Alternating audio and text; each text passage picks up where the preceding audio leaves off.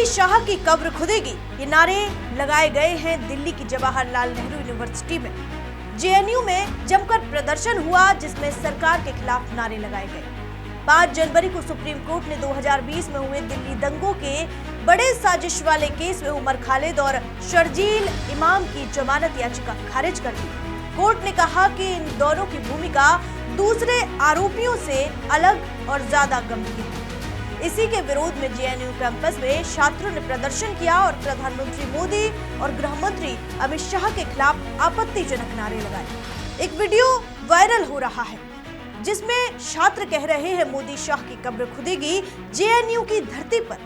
आखिर कौन है ये प्रदर्शनकारी? ये किसी साजिश का हिस्सा तो नहीं, या ये उमर के समर्थक है? देखिए हमारी ये रिपोर्ट।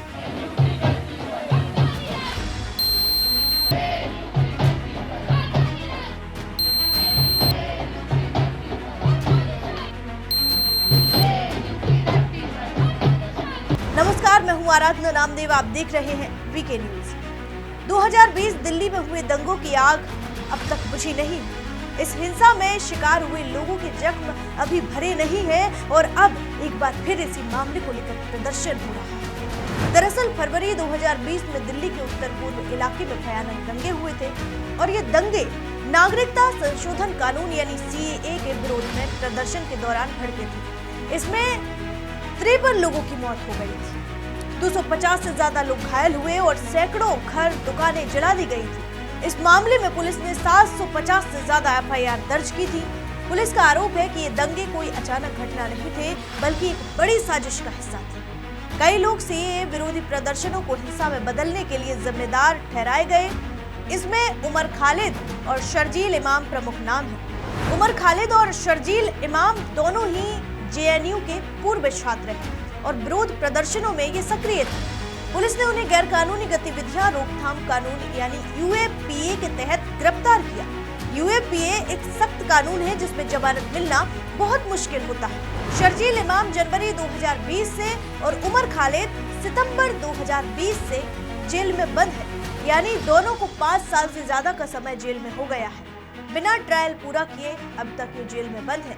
उमर ने 6 बार जमानत मांगी, लेकिन हर बार उनकी जमानत खारिज हो गई।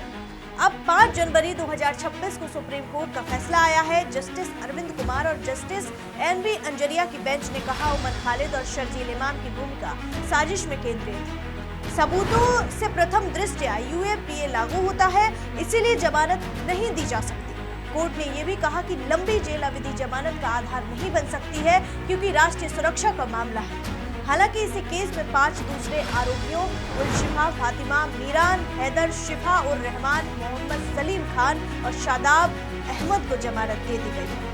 कोर्ट ने 12 सख्त शर्तें लगाई, जैसे गवाहों से संपर्क न करना। कोर्ट ने कहा इनकी भूमिका कम थी। उमर और शर्जील को 1 साल तक नई जमानत अर्जी नहीं डालने को कहा गया है। इस फैसले के बाद जेएनयू में हंगामा हो गया।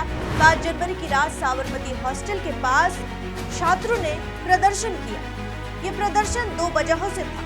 पहली वजह थी उमर और शर्जील की जमानत खारिज होने का विरोध, और दूसरी 5 जनवरी 2020 को जेएनयू में जो हिंसा हुई थी उसकी बरसी थी। याद है ना, 2020 में जेएनयू में नकाबपोश गुंडों ने हमला किया था, छात्रों को मारा था। आयशी घोष समेत 28 लोग घायल हुए थे। प्रदर्शन में छात्रों ने नारे लगाए जो बहुत विवादास्पद है।